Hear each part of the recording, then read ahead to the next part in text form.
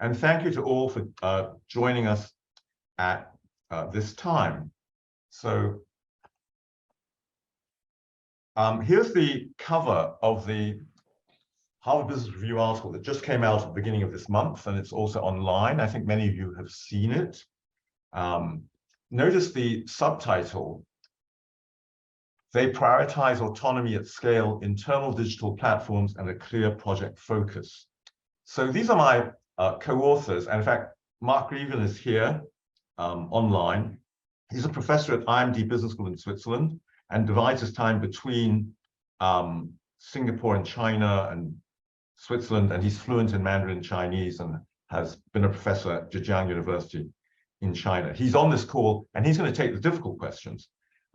Katherine Xin is a professor at China Europe International Business School, the top business school in China, where I spent 5 years from 2011 to 2016 and began my research on Chinese innovation and management. And in fact, I have to thank another participant in this call, Franz Greidanis, who was head of R&D for Philips back then and chair of the center and donor of the fund, one of the donors for our Center on China Innovation. So with our extensive combined research on many aspects of Chinese management, we think this article is the first major managerial one on what is different about Chinese management from Western management or Japanese management. Now, Chinese companies have long been acclaimed for their manufacturing prowess, and then more recently for their pragmatic approach to innovation. And I've given talks both for the Northeastern Center and emerging markets about this topic, as well as many other audiences around the world. And Mark and I have a book about that. Now, Chinese companies are reinventing the role of management, and it's time to recognize what they're doing through an approach that we call digitally enhanced autonomy, or DIDA is our catchy term. And the key point is that they use digital platforms to give the frontline employees direct access to shared corporate resources and capabilities, and that they organize around specific business opportunities without managerial intervention. So that is the clear distinction. Now, autonomy is a long-time dilemma facing Western companies. How can we give autonomy to managers without losing control? In the new Chinese solution, autonomy is not complete and it's not given to everybody. It's directed exactly where it's needed. And also very Chinese is that what employees do with their autonomy is carefully tracked, which may not surprise you. And this contrasts with the Western model of empowerment of broad autonomy through reduced supervision. So in the Chinese approach, there's autonomy, but constant supervision as well through digital platforms.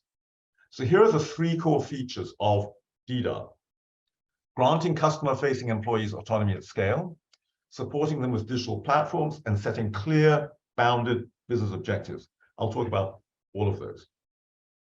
And first, autonomy at scale. Autonomous teams are a long-established management concept, although the term has usually been applied to small work units, such as self-managed teams in factories. What Chinese companies have done is to scale autonomy to groups of as many as 200 people, notably at the customer-facing end. And the freedom of autonomous teams resonates with Chinese culture, where autonomy gives status. As the Chinese saying goes, it's better to be the head of a chicken than the tail of a phoenix. Hence these pictures. So e-commerce company Hondo Group and their subsidiary H-Style is an example. They use a system of teams to create an internal entrepreneurship model. The product teams are responsible for designing, producing, and selling their products. You know, the designer, the web page specialist, product management specialist. And if the product line gets very popular, the team size can grow to as large as 24 people or more. Now, so although they started with a single product and brand, its teams have created now dozens of new brands and products. And that success has enabled H-Style's upstream and downstream partners to transform into customized producers. So of course, customization is a key part of many Chinese business models. And these external partners are independent of Hondo Group and complement the parent company's factories. Very important. H-style sets task indicators, such as sales, gross profit, and inventory turnover for each team annually. And the team controls product development, new product launches, discounts, and promotions. And it can constantly adjust and improve the products to improve the consumer's experience. And then very interestingly, the company ranks team performance daily. Again, a very Chinese aspect. And the team's results are accessible to everyone in real time, putting each team under real pressure to perform, to deliver. The data and the rankings change very quickly. And this is all part of their internal competition model.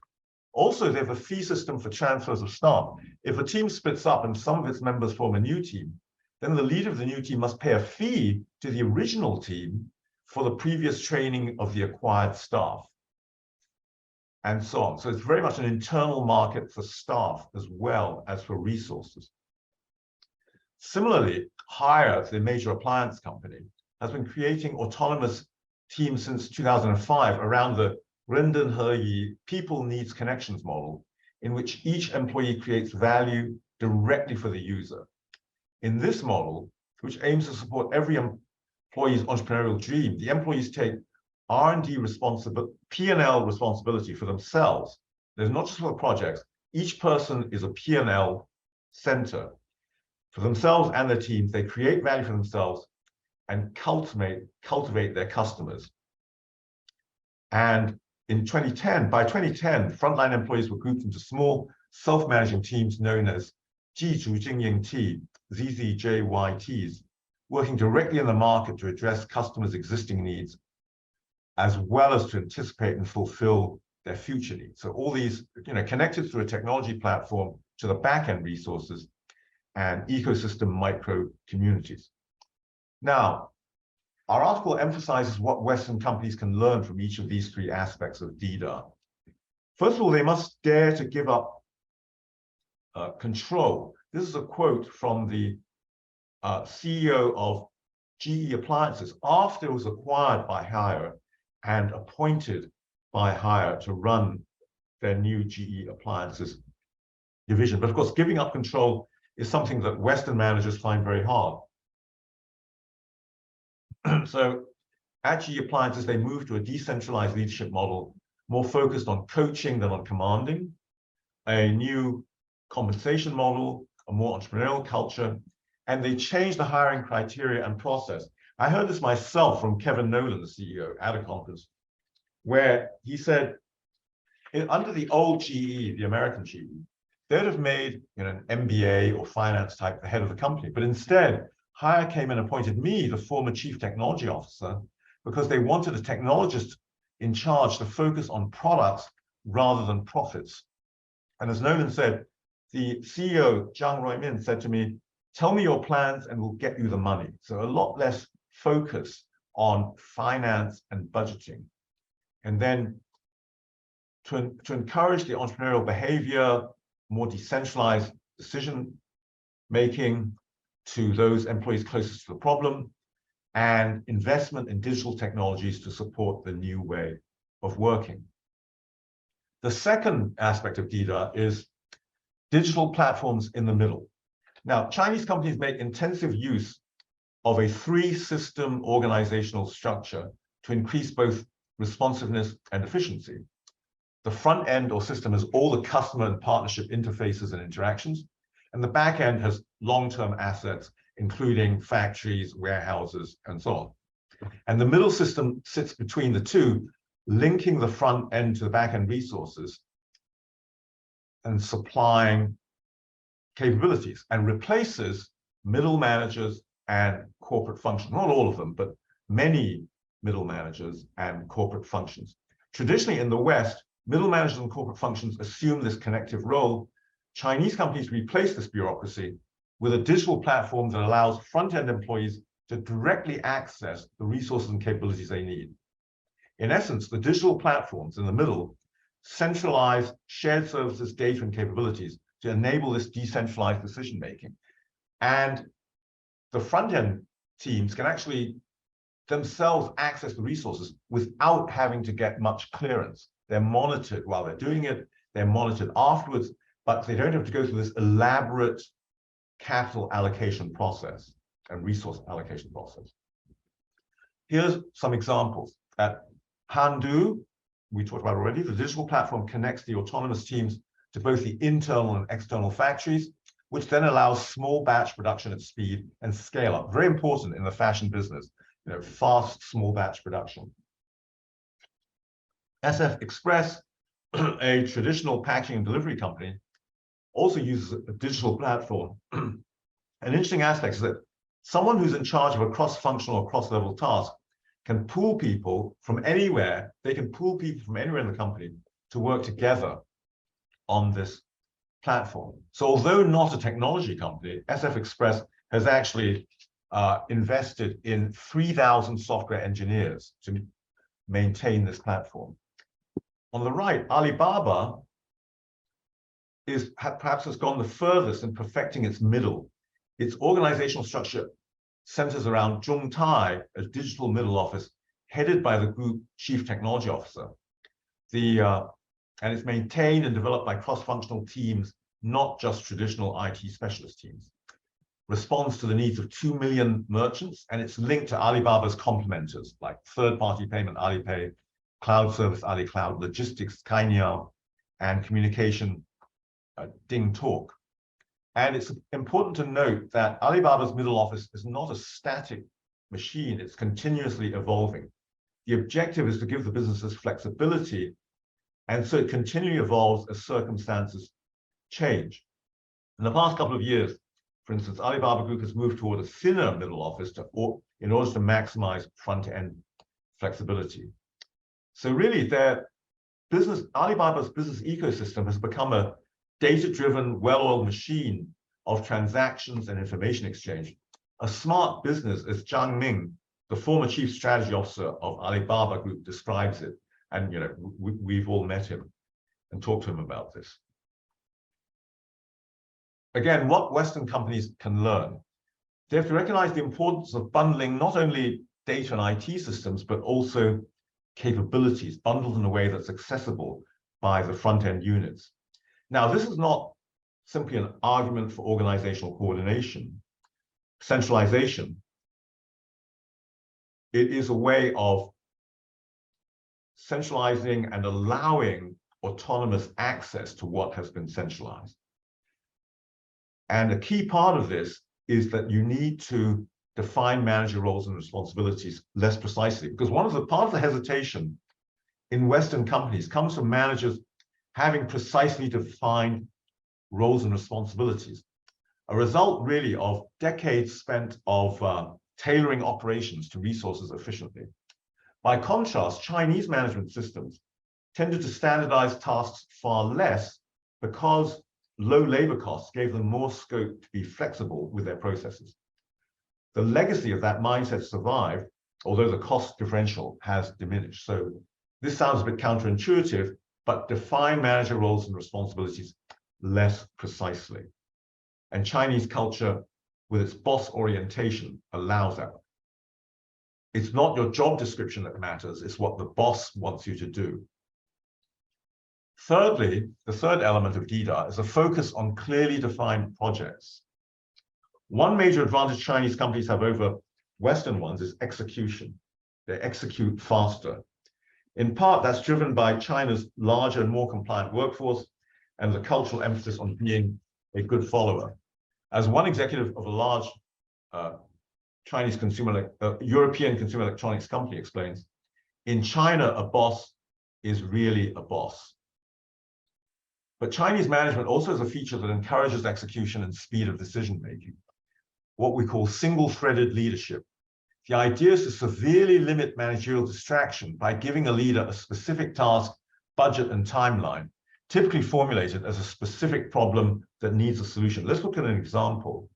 So during COVID, BYD, the auto electronics company, I think now the world's largest maker of electric vehicles, right at the start of COVID, in late January 2020, as the pandemic was raging in China, the founder of BYD, Wang Chuanfu, and its CEO, charged his key leaders and division heads with finding a solution to the mass problem for their own staff. So initially the goal was to provide masks for BYD's 250,000 employees, but he set up a task force with leaders from different divisions with a single task to solve the mask challenging, leveraging available resources and capabilities, such as the dust-free rooms used for manufacturing BYD smartphones.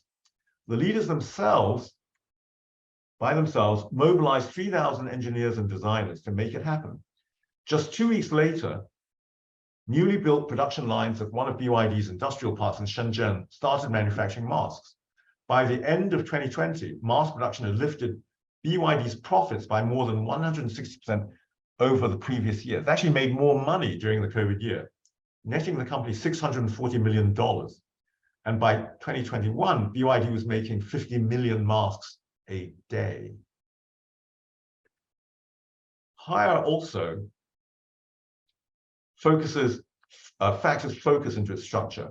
The company is organized not as a top-down pyramid, but as a platform of 4,500 self-managing businesses that use shared resources, including back-end resources and the capabilities of other micro-enterprises to adjust to market shifts.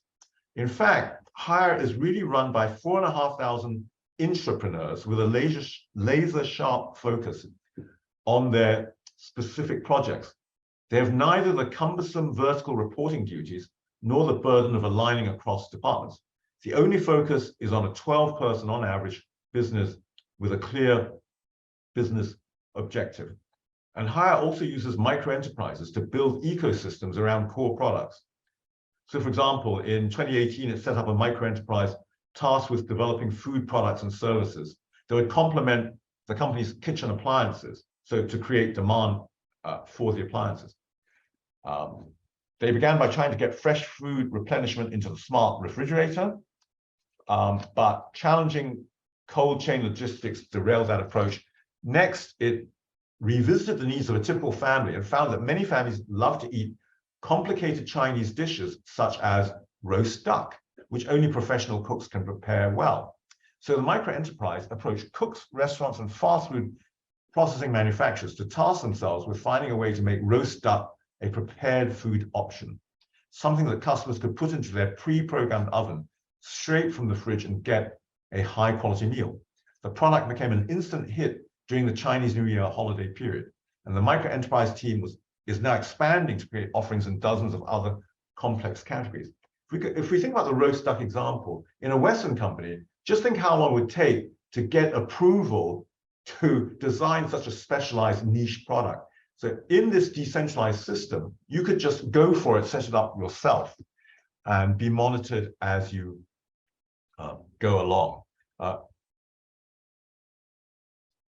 In the Western system, by the time you got approval, the roast duck project would be a dead duck, sorry.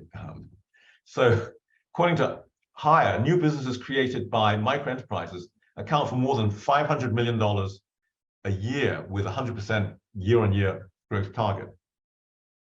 Again, from this third one, what can Western companies learn?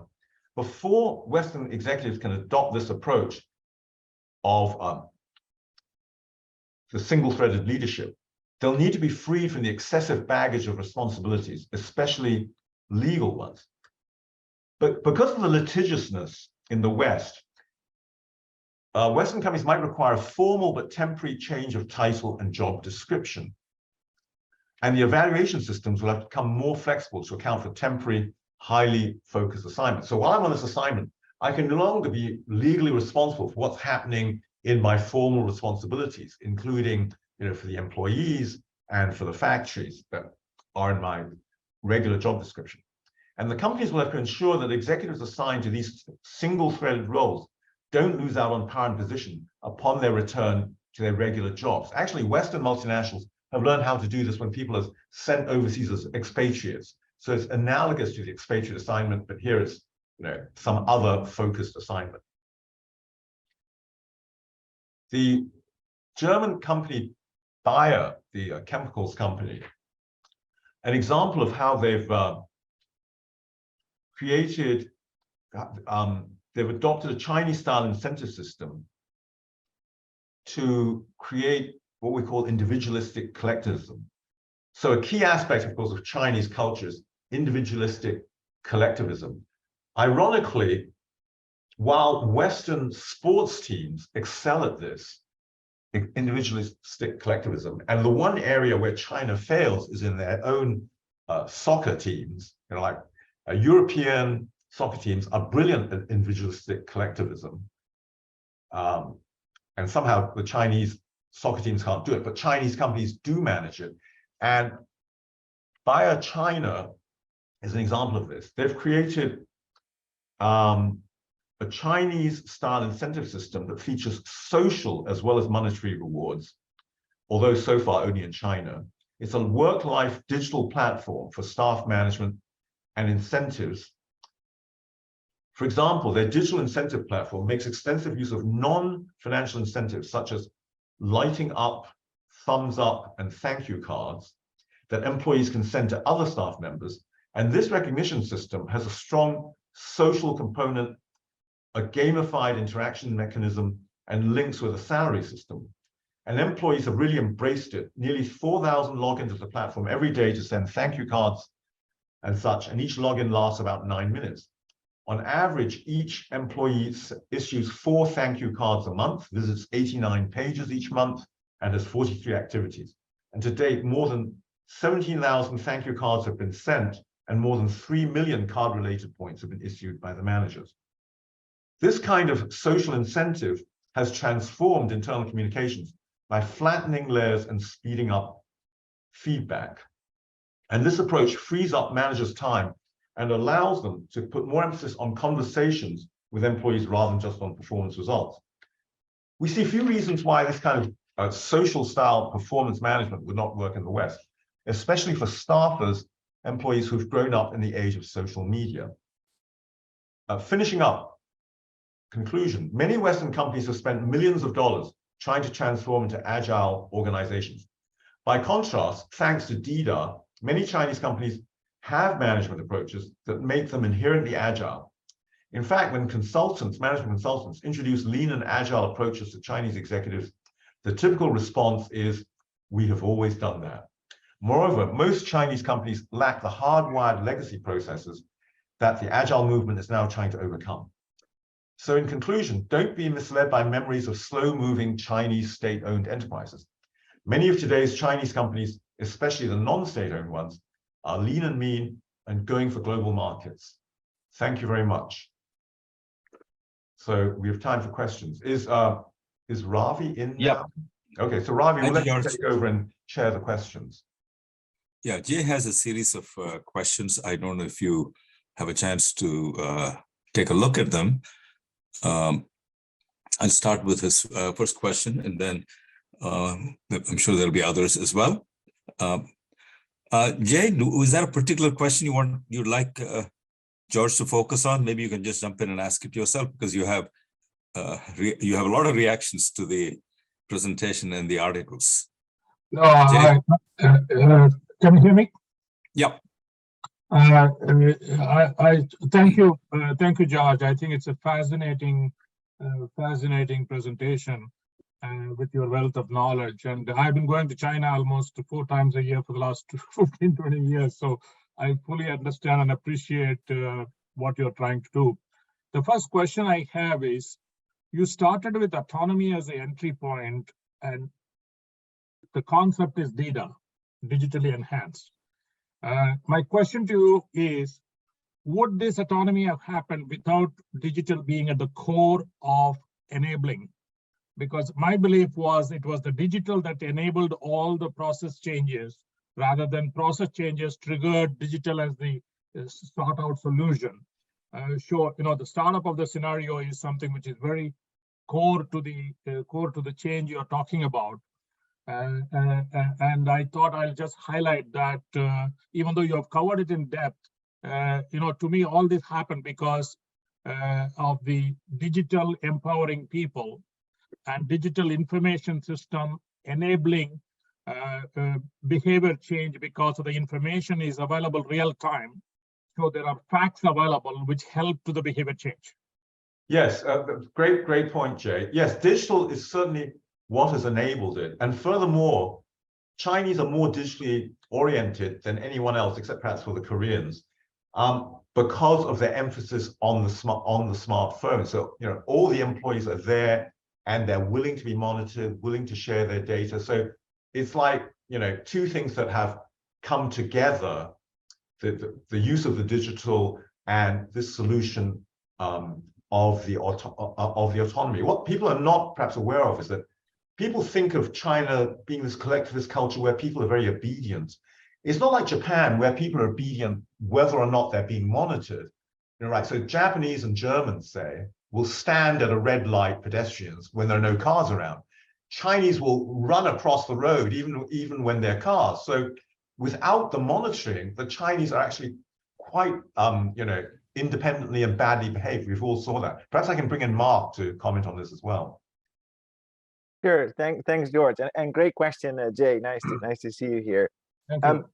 I think, you know, when we look at this data, you know, you're absolutely right that it is a combination of digital making that happen, right? So you cannot have this amount of directed autonomy at scale without a digital platform in the middle enabling that. So I think you're spot on there. I think the question I had was, Mark, is digital the cause of the revolution, or is digital the enabler? My belief is digital is the cause of the whole thing, and especially the decision information system being available, not from a monitoring perspective, but as an enabler of decision process.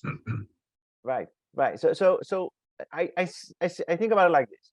So companies like a Hire or a Hondo or some of the other companies that we looked at, they have been experimenting with autonomy and organizing themselves in, you know, different units, smaller units for, you know, probably 25 to 30 years, right? I mean, Hire started in the 1990s with experiments, and that didn't really scale up in the way that, you know, it was envisioned. So I think you're right that digital is clearly the element or the feature that really accelerated that, and in a way made it possible, right? So I think it's safe to say that it played a critical role in enabling this way of organizing, right? This autonomous work units and all of that. So, but the experiments date back earlier, right? So we do see that Chinese managers and leaders have been thinking about this kind of like, how do we break up this pyramid? How do we find other ways to manage for a longer time? And digital was kind of, you know, the final ingredient to make that happen. The other thing was the digital. I have seen it happening. The digital information took away the social opinion as the way of decision making, and also it broke away the hierarchical power of information, because digital was democratic in terms of information availability, and that was a very key component of the social change of how empowerment took place, because everybody had the same information, not that the bosses had a better information than the operating guy. And I could see that in the innovation process. I was very closely working with Tmall Innovation Center, and normal Western companies take 18 months to come to market. They cut it down through real-time behavior testing or call to action testing in 3 days with 600 million people, and then you can finalize your concept, go to market for singles day, and go for you know, scaling up for the 9/11, 11/11 or whatever it is. So they cut down even innovation time to 6 months versus 18, 24 months. It was all because of the enabling that was made possible. And I was fascinated by that in terms of, and the last comment I made was the peer-to-peer pressure, in the sense that whether it is peer-to-peer selling or peer-to-peer networks within companies was extremely effective in terms of the social dynamics. And I thought that was something which was fantastic in terms of empowerment. Thank you, Jay. Anything you'd like to add, Mark or George? No, I think that's good. Let's have another question. Thanks, Jay. Yeah, I have a question on the transferability, because I was thinking as you were making your arguments that the culture comes across you several times mentioned the Chinese are like this and Chinese are like that. And there was a fit between this data and the Chinese culture, and yet you're trying to draw lessons for the Western companies. So I'm wondering if you don't have and this goes back and reminds me of the discussions we used to have about Japanese management and its transferability to the US. And the same point would be made that sometimes, in China, they think long term, the employees are identified with the company and so on and so forth. So how did you resolve that in your own minds as you were coming up with recommendations for US or Western companies? I have visited Hire, and when I was there and I heard about the teams and some of the top managers explained it, I couldn't grasp it. I just couldn't understand how you could break down a company of that size with that complexity and all those products into such small work units, which were considered profit centers, as you explained. I walked away totally confused. So I'm not Western mind. I think I have some bit of an Asian mind, myself, not a Chinese mind. So maybe you can help me understand. Yeah, I think let me have a go, and then Mark can. First of all, I think the GE Major Appliances division is a wonderful example. I mean, it was the origin of General Electric, right? So this very American unit, I think it's in Kentucky or Louisville or somewhere like that, sold to the Chinese, right? And they start putting in some of these Chinese aspects while maintaining a lot of the American staff, admittedly with some factories in China, and things like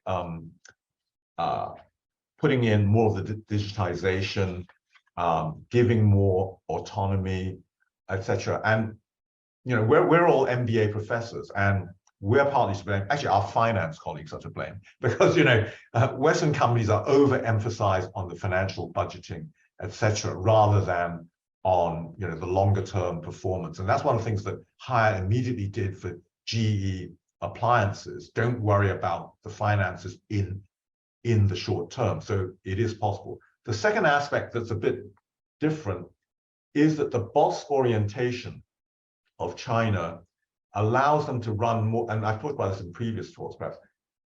The ultimate Chinese team is a wolf pack, or a large family. See, in a Western family and in a Western company, people are supposed to be treated as equal. In Western families, you're supposed to treat every child the same. Well, in Asian families, no. I think you know this as well, even I suspect in Indian families. In Chinese families, there are favorites.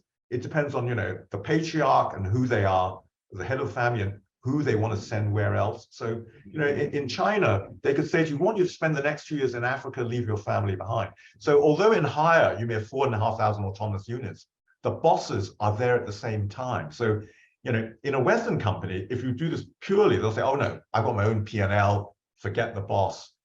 China is that the boss orientation is the glue that keeps the 4,500 within the same company. So you can transfer some of these Chinese aspects, and some is enabled by culture. Mark? Yeah, no, I think it's a great question, right? And we discussed this at length, and including with executives, and trying to figure out like which aspects can be transferred and which aspects are a little bit less.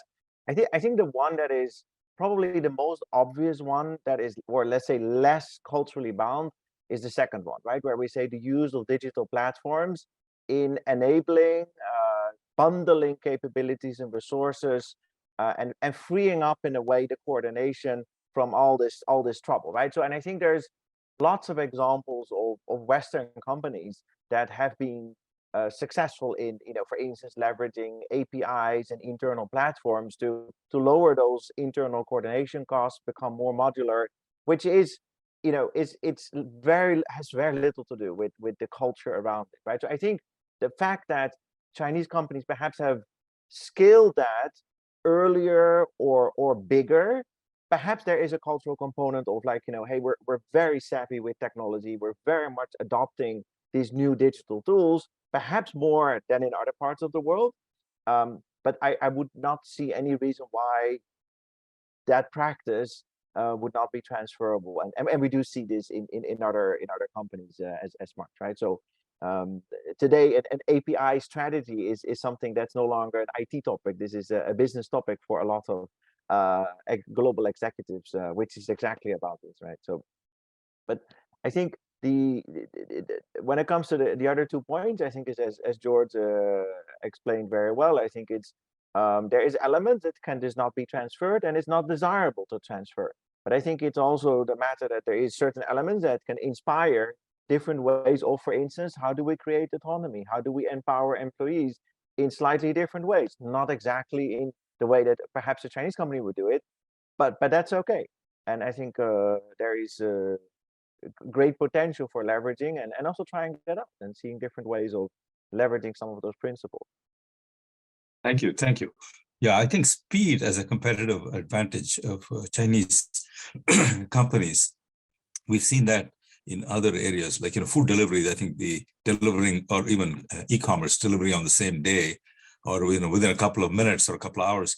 All of those milestones, I think, were hit by Chinese companies before they were hit by US companies. But some of it, I think, also has to do with the competitive nature of the Chinese market. I think people sitting in the US don't realize just how fiercely competitive the internal market can be. We think of the state and the industrial policy distorting everything, and that happens also. But at the individual firm level, I think the level of competitiveness or competition in many industries and the willingness of companies to go that extra mile to get a slight edge seems to keep everyone on their toes. And that may also, so that along with, as you mentioned, the digital coming in and being embraced more by Chinese companies than non-Chinese companies or US companies, along with the culture, maybe all of that comes together in some unique formula. Let me see other hands are up. I know France has a question, and David. David, I see your hand is up, and then we'll get to you, France. Okay. Yeah, I mean, a couple observations. Like I was in China a couple of times with Midea, so similar type of business where they had bought Hitachi, and they were showing us a lot of the front end of their process. And it's just amazing how far ahead they are in terms of digital and AI and how important that scale is, because they were tracking every delivery to every customer in China. They could see every appliance being installed and whether it's on time, whether there's any problems, and that create like another business. They had 5 million square meters of logistics space. More recently for us, we're getting a lot of EV business. So we have in Thailand, we have Great Wall Motor that took over the General Motors factory. We have MG now going to electric, and we won the BYD business recently in Thailand too. And then if you look at I have one of the BYD Attos, and it's a third of the price of my BMWs. But if you look at how loaded the car is, that they're just way ahead in terms of automation and such. And you can see why they came into the Thai market with no Chinese brand penetration, and they can sell where before people were afraid of the Japanese brands. So I think they're using this scale and being way ahead in digital and AI and all of these things that have been just more basic in using all of that in terms of identification, taking a train, anything. You can't spend money in China. That this is just all paying off when that automation you can bring down to different levels, particularly at the front end of the process on the sales and marketing, where you would expect them more to have the manufacturing scale, but now in fact you have it at the front end of the process too. Thank you, David. France? Unmute, France. I'm sorry. It was nice listening to your presentation, George. When listening, the following came up with me. You discussed mostly or only large companies, and I wonder if your observations also hold for, let's say, mid-sized and smaller Chinese companies.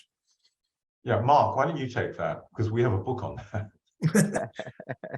Exactly. No, it's a great question, right? So the focus of the article is really, and the focus of this particular project is on how large companies leverage new ways and think in new ways around how to manage, right? So this is very much about, how do we get away with all the complexity, and how do we speed up, and how do we leverage some of the ideas that we see with Chinese large companies for global companies that face similar challenges, right? So when you look at smaller companies, medium-sized enterprises, and in the book that George and I did, is it 2-3 years ago, we looked at, besides the large companies, we looked at hidden champions, which are actually quite large companies, but they're just hidden, and the hidden, the what we call the underdogs, right? So which are the medium-sized companies. Now we see that their behavior has some similarities, and George, feel free to add to this.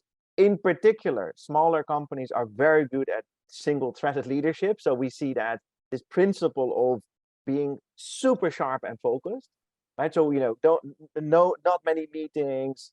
We give you one task, you know, you keep going on this one task a short period of time, is something that I think I would rather say that comes from the smaller companies that enter the bigger companies as a management practice rather than the other way around. I think the leverage of technology, digital platforms, I think is a mixed bag.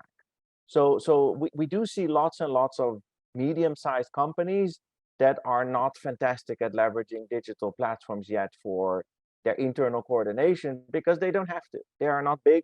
They are perhaps using it for understanding the customer. So they might be very good at leveraging third-party platforms, but internally, it's just not an issue yet for medium-sized companies.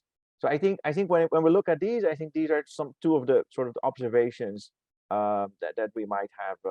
George, anything you would like to add from the previous work? Yeah, I think that's quite right. So some of the medium companies, as you say, are using this, and some don't need to at all. But I think they're going to embrace it more rapidly now.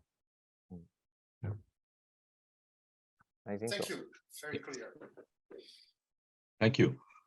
I see a question from Hasmukh. Hasmukh, welcome back. We've missed you for many of our recent events. You want to ask the question yourself? No? Okay.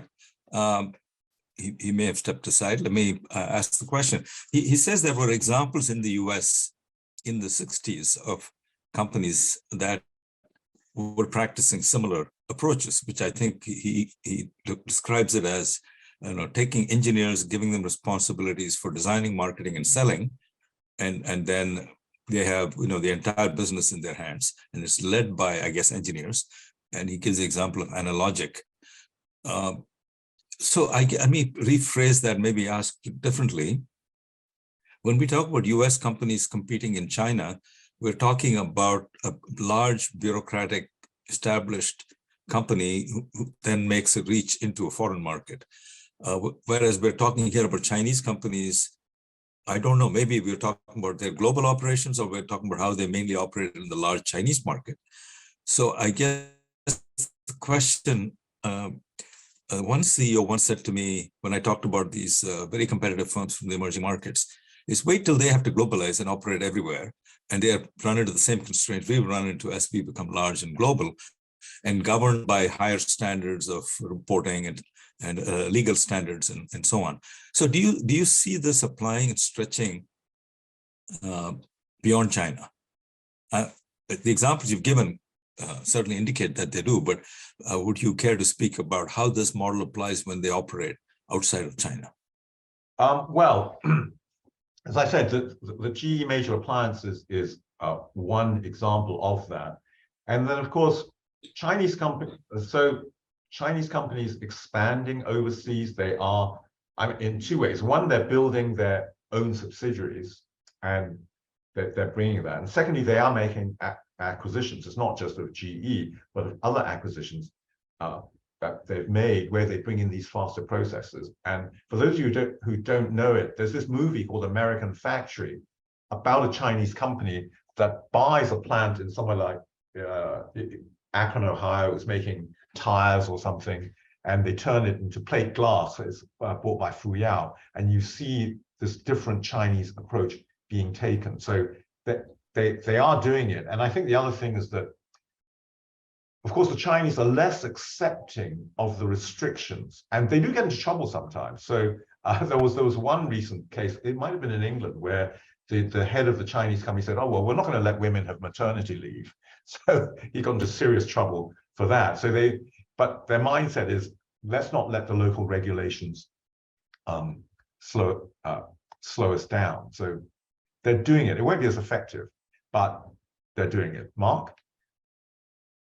Yeah, I would say that, you know, especially the leveraging of digital platforms and the experience they have in home markets is extremely helpful in them going global, right? And perhaps not directly in Western Europe, but certainly in other parts of the world where, in fact, many of these companies are focusing on, right? So sometimes the idea that the world centers around Western Europe and the US is maybe not always the perception of a Chinese company that says, what I can bring will work really well, and I have certain advantages in large markets, right? I go to Indonesia, I go to Thailand, Vietnam, which are huge markets where this benefit of this way of organizing, with being very good at leveraging digital platforms to scale almost everything, right? Customer insights, logistics, supply chain, connecting all the dots. It actually, it's actually, we see this happening, right? We see that in especially nearby foreign markets, if you like. I think when it comes to the US, one very interesting example, or in fact, two interesting examples would be Shein.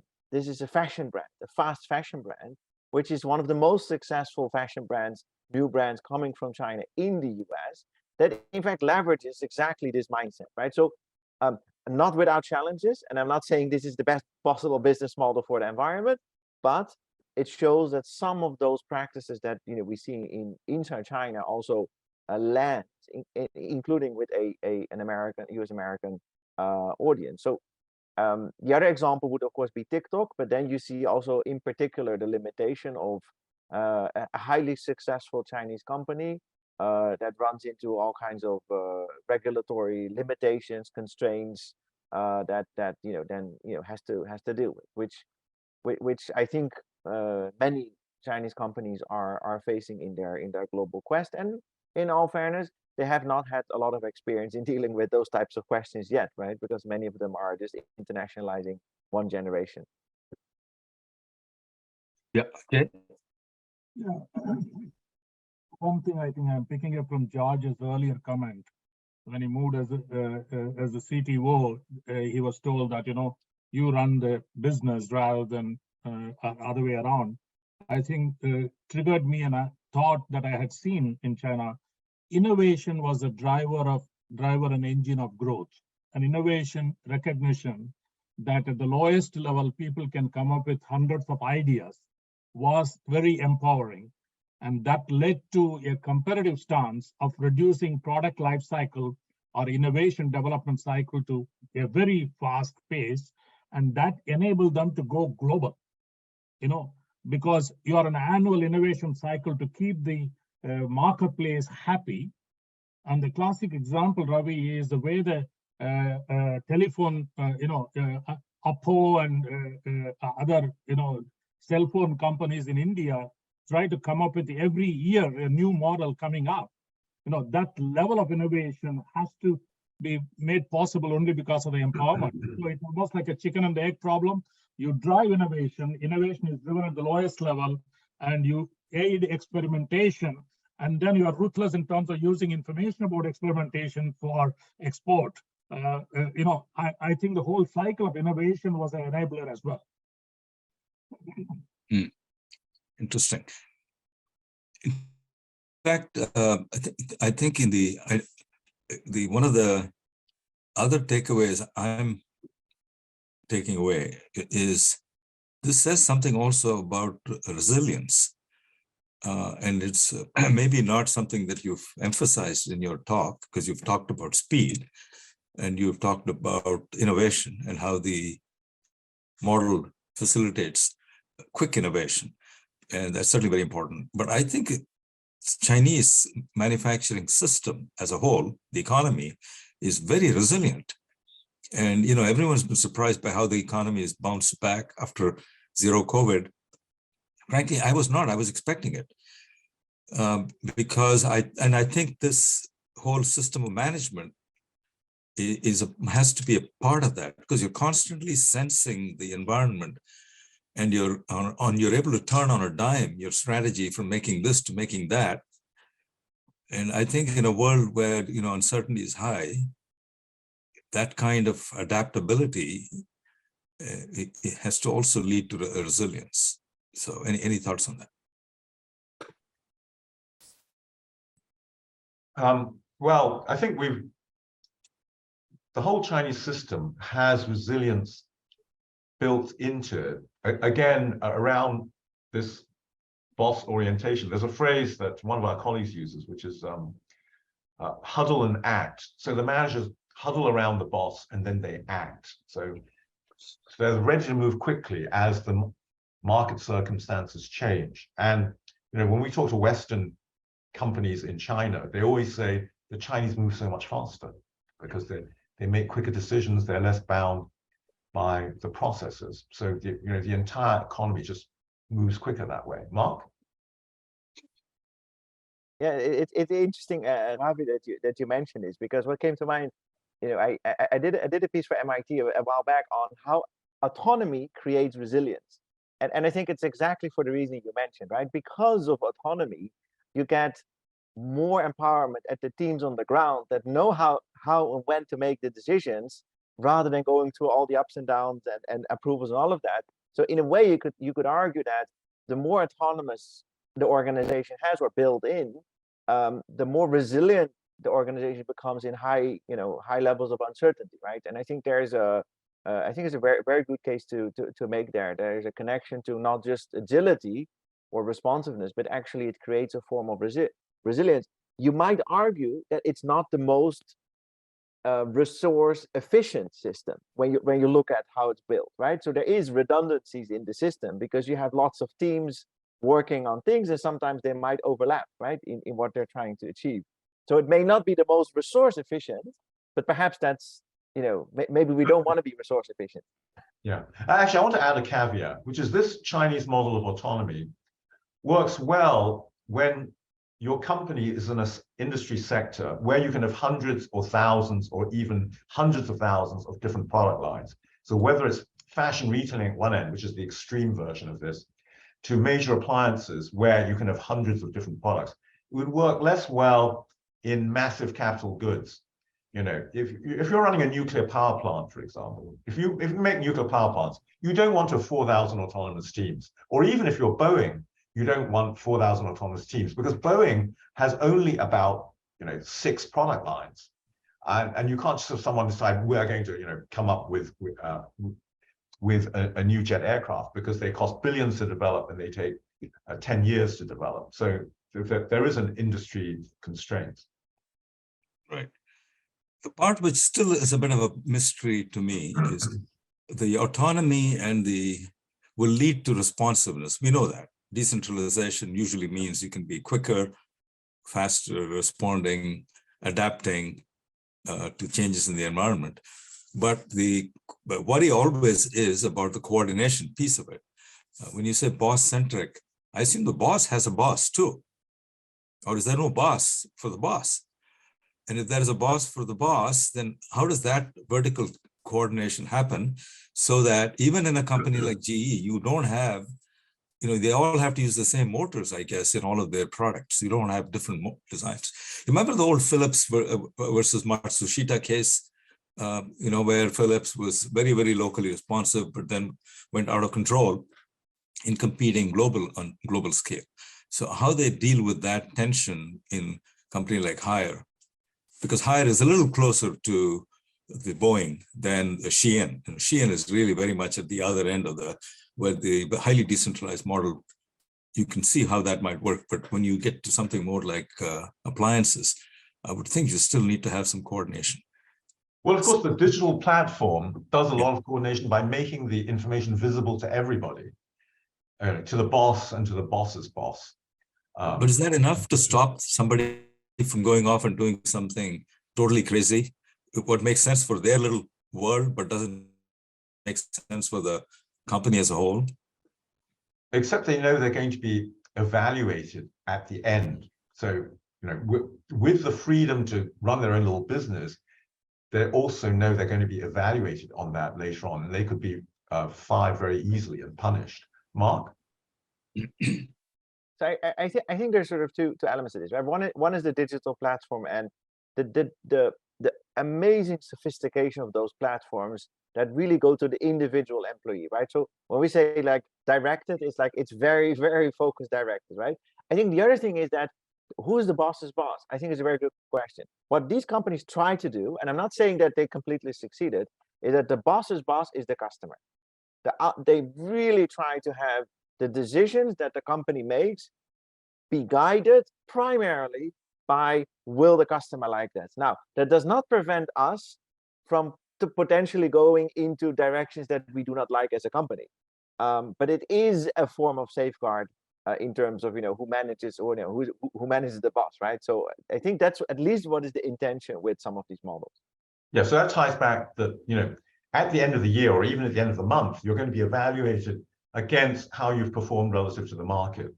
Yeah. You do something crazy, the market will punish you. You bring out the roast duck product, the market doesn't want it, you will be punished. Yeah. Oh boy, I see. That we could go on, but I'm seeing that we are up against the clock here. We have final minutes. Are there any final thoughts, George or Mark, as we wrap up this fascinating conversation? Well, I think the message for Western companies is to follow an American slogan: just do it. Okay. All right. Well, that's exactly 9 o'clock. Thank you all for joining us. And as Katherine has indicated to you, you can go to our website and sign up for to be on the mailing list if you'd like to attend other events on other topics. And just remind you, we have another event coming up on China based on a book by Chris Markey and Kunyan Chao on Mao and Markets, the Communist Roots of Chinese Enterprise, on April 4th as part of our China lecture series. So thank you all for attending. Thank you, George and Mark, for sharing your insights. Congratulations again on a terrific HBR article. I'm sure it'll create a lot of debate and discussion in the US. Thank you all. See you at our next event. Thanks, Mark. Good to see you. Thanks. Bye.